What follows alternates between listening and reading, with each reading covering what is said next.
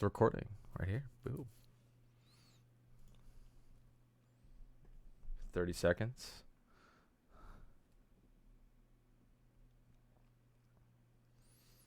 All right. Well, welcome back to ScrubCast, I guess episode 4 now. I'm slowly making an intro. It's working a little bit, I guess. Well, now I'm going to just totally ruin it by stumbling over my own words. Okay. We're back with Wild. How you doing, Wild? Hello. Oh, I'm doing pretty good. How's your I'm playing some open queue. how's your Overwatch experience? I heard you've been playing it sounds like you've been playing a little bit of open queue recently. How's that been going? Just today, trying to get placements done, playing with some friends.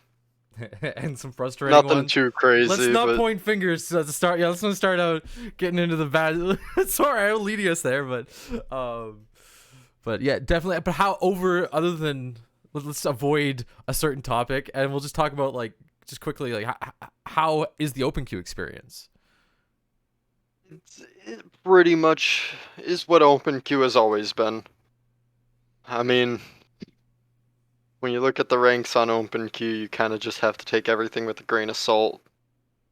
I've seen a lot of people that have claimed to be top 500 Doomfist one tricks that there was no way. I I could play Ana and just sleep them infinitely. They were way too predictable to actually be able to do anything. So, lots of people that think they're in the top of the world, but in all reality, they still might be plat or diamond players. Yeah, it's a really weird experience because people take it a little bit seriously, but not like experience seriously as like 2-2-2. There's like the main competitive ladder that everybody focuses on, and then there are some really good players, but it's weird. It's a mixture of casual and competitive. Now, the big question right now, because we've been talking a lot about Overwatch 2 recently. I feel like Overwatch is in a bit of a lull right now. There's like, when the Discord actually overlays sending me stuff to whatever.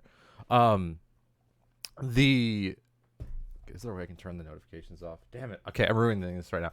But the, because we had the beta, we're now in a phase where we're stuck playing Overwatch, the original, I guess, classic Overwatch, and we got nothing new.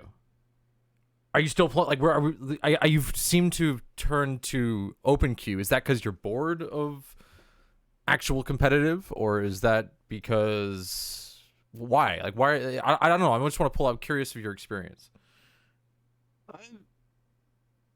Personally, I was playing just because I hopped on and that's what my friends were doing, but it's starting to get a little boring, a little lull. I've been running into the same 15 people when I'm playing on my main role, so we've definitely had a pretty big drop as far as player base, especially at the higher levels. Yeah, I'm certainly I sorry just to interrupt. But I'm certainly starting to feel that playing, 27, 2800. There's names that are popping up over and over again, and that's not something I'm used to. But also, like, it's starting to feel a little unbalanced based on the skill that of people that are there. There's like a lot of new accounts and people that don't know what's going on, but they're at this rank. Like, there's a lot of that right now, which feels weird. I don't know how to describe it, but without the extra yeah, like heroes or content, the game is moving in a really weird direction right now. hmm I actually had a game the other day. I was queued DPS, so we were playing at like 2700 level, and my Mercy on our team was a new player. They placed plat, and they didn't understand that shift let you fly to people.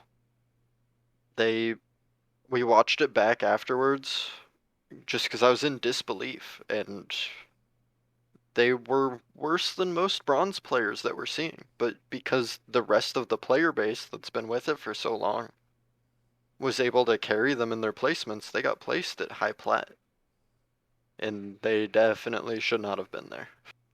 Like, it certainly feels like a lot of new. They're there are quite a few new players that potentially the beta sucked into Overwatch, and I maybe that's I don't know if that's why. It's a little bit of speculation on my end, but I think especially since too I pulled up the Google Trends for Overwatch, and there was a little bit of a spike. It's like nowhere near it was even like just what the average day was for Overwatch like 2 or 3 years ago in terms of search results, but because of the Overwatch 2 beta, we've seen like search results triple almost in many cases. So I do think it's creating a little bit of interest, but it's also creating this we're in this weird state of flux where I've even seen this too a few times in my games chat where someone's like, I just got the game, this is my first time in competitive, and they're not actually throwing. You're like, you're correct. It's funny you mentioned this Mercy too. Like you can tell they're not throwing, right? They just don't know how the game is played because there's a very big difference between how those people play the game. Yeah, and they're coming into such an established game with players that understand the fundamentals and even the like small intricacies of hero matchups and how you can beat each hero. And they're coming into that with people that have 6 years of experience in the game. And it's almost impossible for them to keep up. And So in the lower ranks, we're seeing a lot of interesting teams that you might get one or two that have never played comp before. And you just got to help them through. which brings us to some interesting points that I want to pull in. Because we're going to have so many new players come in, especially with Overwatch 2, we've already seen this bump in interest, and I think we're seeing quite a few new accounts in our games. Let's talk about the things that new players should understand from a fundamental. Like, what are people looking? Or I don't even know how to put this into words. What should people be looking for when they jump into a competitive game if they have no idea how competitive Overwatch is played? I would honestly say before you jump into a competitive game, to watch some of the streamers and get to know the game a little better. Because just in competitive, there's a lot of toxicity, there's a lot of people that are trying extremely hard to climb, that have been struggling for years and years to get out of these ranks. And when you come into the game and you don't understand all those small intricacies, that to the average player that's been playing, to us it's second nature. We don't even have to think about them anymore. But for a new player, it's all new. So there's a lot of hero matchups and the way the fight kind of flows that I would say take the time to understand and learn that before you really get into those comp games. And then once you're in them, I'd say just try and keep up. Do what you can. If you're unsure, play with confidence. Even at high ranks, I've had games where I've had a gold tank in a like 3400 lobby, and I just coached him through everything. I told him play with confidence, play how you know how to play, and we ended up winning because he came out with confidence. If he had been scared getting into that game, unsure of himself, it never would have worked Well, because he has to be able to match. one of the amazing things, and I've mentioned this too in previous Scrubcasts, one of the amazing things about Overwatch is that we, as competitive players, derive our content from the complexity of the fight. So when we have content lulls, when we're in a stage like we are right now, where there's nothing new coming out, we know there's nothing new coming out. We actually end up focusing on what we like to call generally the meta, but we also like to focus on our play styles and how we're going to refine our understanding of the game so that we do win more games overall. We don't really care if the game is a little bit static. Now, on that note, specifically, because Wild is a support player, I imagine he does want to talk a little bit about the current state of support while we're not distracted with all of the extra fancy new flashy lights and heroes and maps and all this extra stuff. Wild, what have you noticed in the meta? What are the things that you've done to pull out the most value from the characters that you play while you're playing? Or Overwatch 1 or Overwatch 2? Well, Overwatch 1 right now, because we haven't had Overwatch 1. we haven't had any time to we can't play Overwatch 2 at the moment. I do like we could talk if you want to talk. What you can do. This is really important. If you do want to focus on the things that will matter in Overwatch 2 still, then of course that's gonna be there. But they are gonna be very different games. I do understand that. So I'll let you give us some perspective. Well, at least recently. For Overwatch 1, for the most part, everything I've been doing has been playing Ana for the most part. If Ana gets picked, I'm usually just going to go Brig and help support my Ana, keep her alive, keep anyone off of her. And that seems to be working pretty well.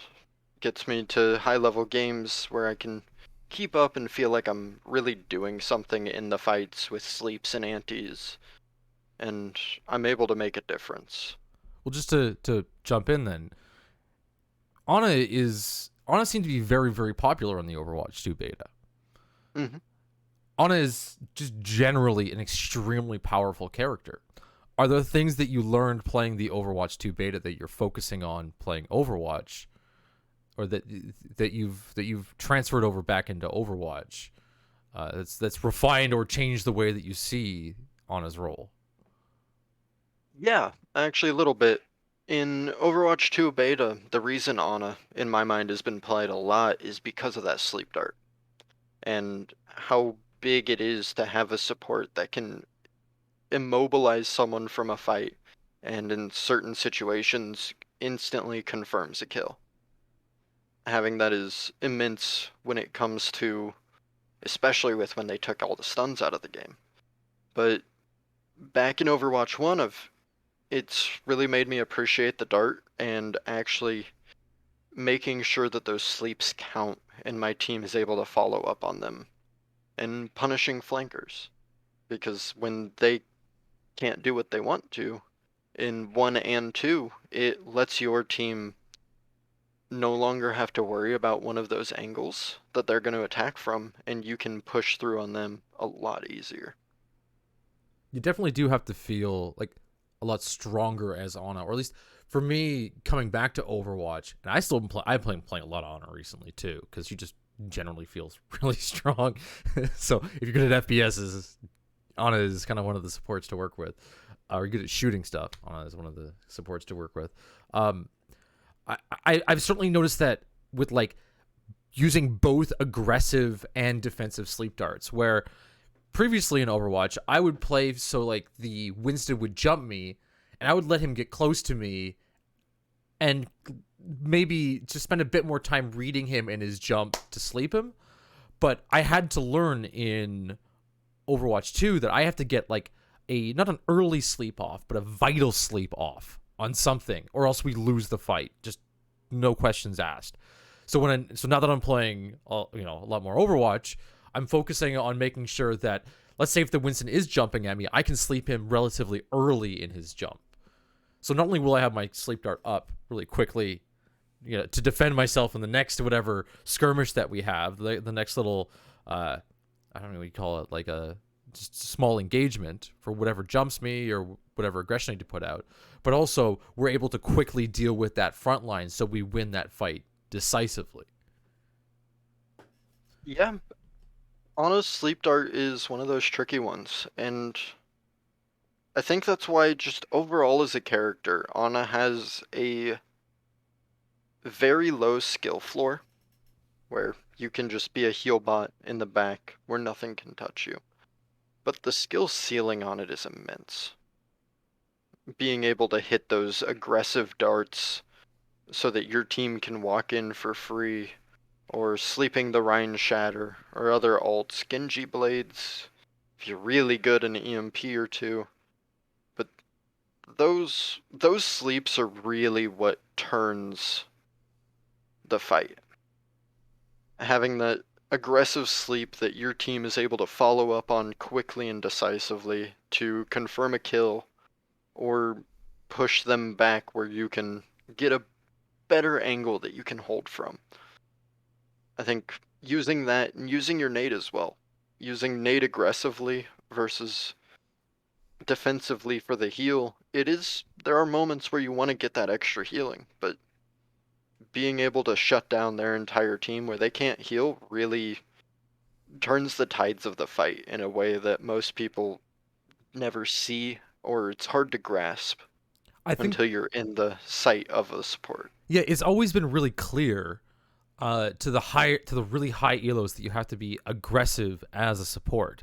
But the Overwatch 2 beta, I really think introduced that concept to everybody, where if you can't hold a corner, well, you're dead, right? You're just not going to be a higher elo player because you don't have that second tank to be able to make up for whatever positioning, whatever mistakes you've made. What they're not going to, you're not going to have a Reinhardt covering the front line and a Diva in the back line to eat up a little bit of damage that flies in, a Hanzo arrow, or to have a Zarya bubble somebody a Doomfist who's out of position, right? You have to, especially like the focus of the general competitive community seems weighted more on the side of aggression than the more passive play style that we've learned in the past. The big question, though, this is something I was thinking about while I was talking. Wild, are you playing more for the meta at the moment, or are you playing because you enjoy the hero that you feel strong with? Or maybe, I don't know if it's a loaded question, but Um, I've always had my best heroes being Brig, Baptiste, and Lucio. But I, I really don't think there is a defined meta right now. I don't think we have one, especially for classic Overwatch with normally our metas coming out from either Contenders or Overwatch League, and right now they're playing on Overwatch 2. So we haven't really been able to see a meta right now and get the definitive, this is the best comp to run. And I think Ana just allows for the most flexibility on the support line. You can play that in a brawl, you can play it in dive or double bubble that you can't get with the other flex supports like BAP and Moira. They either don't have the utility or they it's less likely that they're going to hit those shots. Being Baptiste hitting your DPS that are flying around the map at Mach speeds. So Ana she's the overall easiest support to play where you can keep your entire team alive. Because you have that precision. so you're focusing in any general moment on like what utility you have in the fight.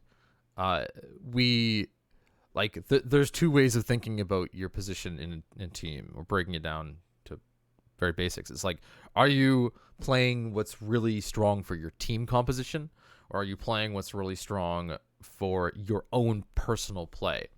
And Wild made a really interesting point that if there is no Overwatch League going on, then we don't have that definitive, this is for the team. This is the better thing that we play every single time in the situation on this map, on this whatever, because it wins 99% of games, even when you're the best team in the world. When we are in this phase, people generally tend to focus on themselves in terms of like overall value. How much value can you get in the general or in your average Overwatch game? Because if you specialize, and I don't know if Wild wants to make any point on specialization versus, I guess, generalization, like playing different heroes. But when you specialize, at least for a while, you learn how to play that hero in that meta. And right now, Ana seems like one of those heroes. And always seemed, if you think about it in the past, kind of, she has been. We've seen play style. It's how people play her, with a few buffs, of course. That she's like this, the kind of go-to, you can do absolutely everything on the team. And that's where, like, if you think about like Brig as the opposite version, Brig can actually be destroyed in many different ways. Has many ways she can be jumped, but in terms of the team composition, she's like the strongest hero to pick in many team compositions, at least in the past. Yeah, and Brig definitely still has a place. I have been playing a lot of Brig. It's a lot more map dependent nowadays, and 90% of the time when I'm switching to Brig on a game, I'm countering one of their players, be it a Genji, Sombra, Monkey, Diva. Just not letting them have that free reign of dive that they want, and really just shutting them down. 9 times out of 10, that is enough for my team to pull it around and really make that big change and bring the fight back. Not letting a monkey jump on our support on, even if it's a Baptiste or a Moira where they have more get out of jail cards. If we can stop that jump altogether, it makes a massive difference. I will sorry, maybe I'm just pulling this out from what you said, and you can correct me Mhm. if I'm wrong, but it feels to me that both Ana and Brig are strong because Wild likes playing the really strong supports. I like playing strong supports too, but I also like playing weird heroes. I've got so. But if you take like a Brig in any situation, she's gonna be really really valuable. But if you also take like an Ana and let's say you put it versus a Brig, then Ana is gonna come out on top most of the time. It feels like, especially if you consider the playstyle that we've been talking about, the aggressive playstyle, the aggressive way that you should be playing on it. If an Ana anti-nades a Brig, who's going to be in the middle of her team, she's done. Is that a correct way of thinking about that, or is that putting kind of, I guess, words in your mouth? But because I really want people to focus on, or at least, especially lower elo players, to really focus on like why would you pick Ana right now over Brig? Yeah, Brig is very situational right now. There's a lot of times you can play her, and getting into lower elos, if you don't have the understanding or know-how and are just picking up Brig, it's gonna be a struggle. She's very complex with where you want to play, and it changes as the fight changes. There are points where you want to be in the front line with your Reinhardt just beating someone while you both just swing on them. But it's very situational, and you have to be very aware of your surroundings. Whereas Ana's a lot more forgiving, being able to snipe from the back line. And honestly, my favorite part about Ana is I just get to shoot my teammates all day. I And the don't have enemy. to worry about the enemy team. I can just shoot my teammates. And it feels so good. Just imagine you're a Widowmaker shooting your team. Getting a little bit of aggression out on them. Exactly, exactly. Well, But even one sec. Let's just one question to bring a little more context to this too. Why would you pick Ana over Moira? the utility. It's 100% utility. If you were looking for raw healing output, Baptiste is a better pick, Moira is a better pick. Normally I can get more heals on Brig than I can on Ana. But bringing that anti-nade and that sleep dart to the fight, those are two of the strongest abilities that are not ultimates in the game. And they're even stronger than some ultimates. And they shut down ultimates, so they bring so much utility to the field that no other support can bring. It's almost hands down. If you can play Ana, you always want the Ana over a Moira. It's one of those things where if you break down the different heroes, even if we were to analyze the game in terms of like DPS or terms of tank, we can actually break the game down the exact same way. Where you look at like, okay, what is actually because Moira has been meta in the past too, just a point for little bits here and there, especially with things like goats.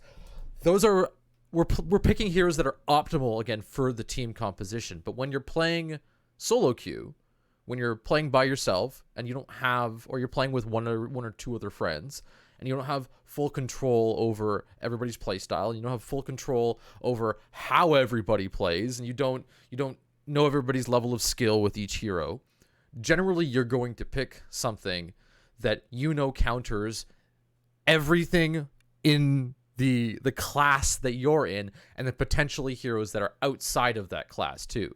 So, for example, like Ana does a really good job against Roadhogs, right? Ana does a Yes. really good job against a reasonable job against divas, and people may say things like, "Okay, well, diva could eat the shots that Ana puts out, or Roadhog could hook the Ana." It's really, really scary. But think about it this way: you're actually messing up as Ana if you're in a situation where you're up against like a diva and she's eating all your shots. Why? Because you're shooting into the diva while she's eating shots. You shouldn't be planning for that. Your diva should be the enemy diva should be looking at other things, and then you sleep the enemy diva and you anti her, right? You win the fight that way. So as long as you're not making mistakes, and two, as long as you're not like frontlining in any way or trying to be overly aggressive, you can still play that aggressive playstyle and still counter a vast suite of heroes with just like a few small tools. Yeah, and Diva's a great example there of being able to shut down your supports. For any flex support, Diva can shut them down completely. Even Baptiste and Moira either eating the orb, or she can just DM the tanks and eat all incoming heals on them. And it's very annoying as a support player when you come up against a diva. But it's, as you said, it just comes down to you're making the mistake of shooting into DM. If you shoot around it, if you can just time it where you're watching diva, as soon as that DM drops, you have free reign for a second before she can put it back up. So Well, you want to play for those windows of opportunity. well, if you're playing something like Moira, if you throw Mhm. a heal orb or a damage orb out, it's gonna float around the field for a few seconds. You almost have no control whether or not the enemy diva is gonna come and gobble that up. So Yes. in many situations, like the choices that you have, this is where Wildking likes to point out utility, right? What utility Ana has, what utility Ana brings to the field. If you just have something like healing, even like Baptiste has some utility with the immortality field, but his right clicks are projectiles. And so if Diva sees a whole bunch of healing on the enemy Reinhardt, then she can just DM over the enemy Reinhardt while her Reinhardt swings, and there's nothing that Baptiste can do about that. Whereas Ana has like the hit scan option, she's a sleep dart where she can position herself where it's like almost impossible for the diva to plan whether or not those shots are coming in. It's like in any situation. This is why, for example, I'll point out this is why Sigma has always been so popular in solo queue, and why Sigma is extremely powerful in many, many situations.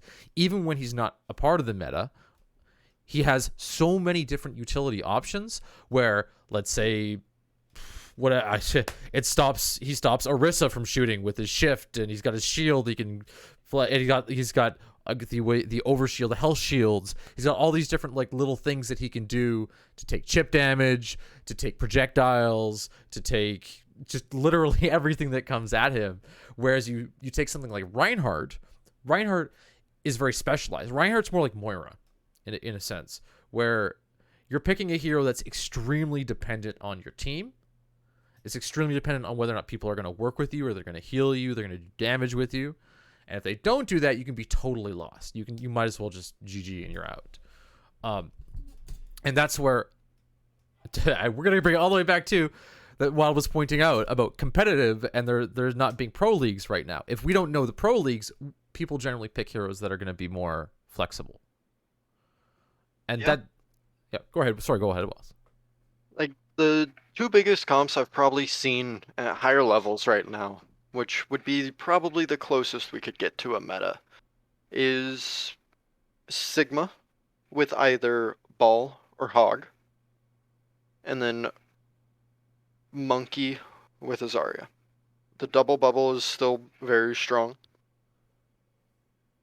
but that Sigma Hog is really good at bursting it down. With Hook, with Rock, you have two stuns on your tanks that can put out a lot of damage. And they're very flexible. And that's really how a lot of people and a lot of players that I've seen are breaking through these established comps, is with that flexibility that you said of They can counter what they need to, they can play aggressive when they want to, and it really enables teams to almost play individually as a team, if you can understand what I'm saying there.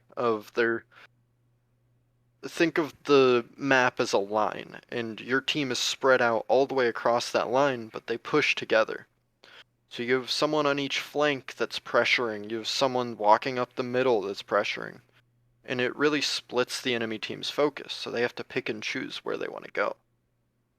And I've seen that work very, very well recently, breaking comps down so that you can't play these one-dimensional pro level strategies that work really well in Overwatch League and contenders, and they just get destroyed in these normal competitive matches with everyone's different levels of skill. So moral of the story is when I'm somewhat new to the game or I'm at a lower elo and I'm trying to figure out how to become a little more competitive is to pick heroes that can generally deal with as many things as possible.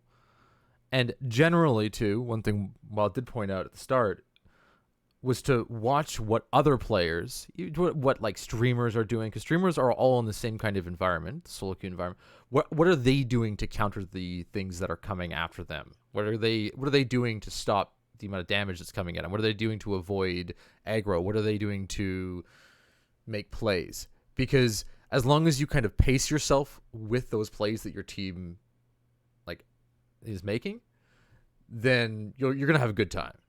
But if you're out of sync, you're going to have a really, really hard time, and you're going to even have a hard time understanding competitive.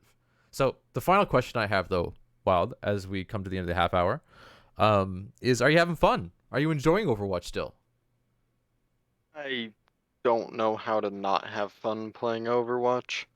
Even when it makes me mad, there's funny moments in the game, rewatching stuff, where it's hard not to, and it's hard to not feel accomplished after you go through a tough game. Even if it's a loss or a draw, if it was a really well fought game, it always feels good. Yeah, I think it's the same thing. I fully agree. I couldn't put it any better. Well, I think we're going to kill it here. Thank you, Wild, so much for coming out. It's been awesome. I like these. I really like these conversations because I think the loud voices that we hear in the community sometimes are not always what the general community thinks. I think they're a vocal minority. I think that's a way of putting it. And having these kind of casual conversations, which I think maybe we'll bring in some more people sometime. I'd love to bring in some higher elo players too. And I'd love to bring in really low elo players. Actually, I know people that stream and play Overwatch every single day in silver, right? If we can bring those people in, we can have big conversations about what we enjoy, how we're playing the game, how we look at the game, how we might get better at the game, all those kind of things. It'll take away from this like hyper focus, I think, right now of we need content, because we do need content. The game needs to be. I think the developers need to put a little bit more into it and need to release more. I'm up for like just releasing Overwatch 2 right now as a upgrade for the. Anyway, we're not gonna go into it, but we are having fun. We are having fun. I like the game. So thanks, Wall, again. Yeah, Guys, thanks for having me. Go ahead. Oh, thanks for having me. Yeah, dude, it's awesome. It's awesome. And just for the end of the video too, guys, if you like what I'm doing, patreon.com/scrubclub. You can come join our Discord too, scrub-club.ca. There's more information there. The YouTube channel YouTube channel is Scrub Club Media. You can go look it up. This will be posted there, and I will see you guys next week. We'll have another conversation.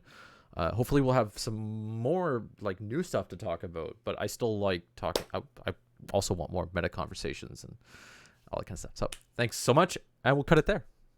Boom. It's over. Good one. Awesome, dude. Oh. Whew. Okay. So you can join us for scraps? Yeah? They're still running comp right now. Aw, that's all right. That's all right. One day I'll get this whole crew in there for scraps, and y'all aren't gonna know what's going on. Oh my god, we get murdered, dude. I like it. I love it. The box will be a nightmare. It's a group of all like high plat to mid I masters. like it. That's what we need. I like, you know what, I would love, dude. Do you know how crazy it would be to get like a box full of top 500s? I can bring in a couple top 500s. Like that would be, I think that would be the coolest thing ever, because like, you know, it's we I've noticed quite a bit is like the box literally ranks people. Okay, like if you play enough of the box, I can like guess people's SR. Yeah. I'm not like it's if you're the best if you have the highest SR, you are going to be first almost every single time. Like I'm not even joking. It's so weird. So I would really love to I'd say the highest combined SR, just because, like, yes. looking at me, I'm a hardcore support one trick. My support outpaces everyone in this server. Yes, I'm in combined. Yes, yes. But combined SR, I can't keep up with, like, Bucket or Sheer. That even you do better than me in the box because you're a better DPS than I am. Well, I'm getting there. I've been to 100% of the times box has been played. So I try and avoid 100% of the times box has been played. I think in the world, I've been to every event of the box. So like, not Hero Gauntlet, because people in Hero Gauntlet everywhere, but specifically box. Like we have. Yeah. So I got too much information about what's coming next. You know what hero is next every single time. But And yeah, you're already ready looking for that next kill. we brought in a Grandmaster once a long time ago, and he murdered Bucket and Sheer. Like, it, yeah. Yeah, we should. We gotta bring some people in and we'll do it sometime. Fucking awesome. They like comp Kiri wants to get his ass whooped. every time I'm there. Dude, it's so fun. Kiri's like so dedicated. It's great. Like, even when like he's getting absolutely murdered, we like put him in like it was literally me, Bucket, and Sheer, and then Kiri. It's like, God, again. That's how you get better at the game, is you're gonna get your ass handed to you and you just gotta keep going. Realize what you did wrong and how to beat it, and that's all it takes. Well, I'm sure he doesn't mind me praising it, but he's gotten way better. He's getting way better. He has. Whew. He definitely has. Like every once in a while he makes like grandmaster decisions, and then it's like it's like 90% of the time it's like silver decisions, and then like 9% of the time it's like gold decisions, and then like 1% of the time it's like grandmaster, and I'm like, what the fuck, Kiri? You just cleared out the whole team. So All it takes is that one angle that they're not ready for, and you can just wipe a team. exactly. Well, the thing is, yeah, too, and it's like I'm sure he doesn't mind me talking about, because it's kind of cool, like learning stuff, but like. And what's up, Bears? How's it going in chat? And welcome, by the way, for the 2 new follows. I was avoiding saying it during the recording because it's during the recording. But I